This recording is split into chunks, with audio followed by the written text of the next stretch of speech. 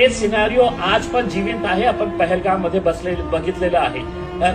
पाय पाय येतं 4 आतंकी आपल्या लोकांना, निर्दोष लोकांना, निष्पाप लोकांना मारून पाय पाय परत जातं. आणि कोण केलं काही माहित नाही आहे. फक्त भाषण चर्चा टीव्हीवर स्टुडिओमध्ये हे चर्चा करून आपण बसत आहे. पण जे लोक मेलेले आहे त्यांना आपण आज क्षमा करा. देवेंद्र फडणवीस साहेब क्षमा करायला सांगतो काँग्रेस पक्षाने.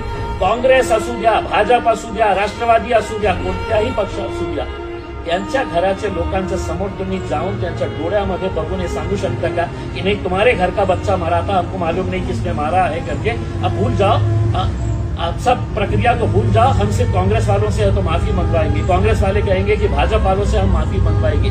हे याचं उत्तर होणार नाही. जोपर्यंत आपण या देशामध्ये आतंकी घटनाला धर्माच्या आणि जातीच्या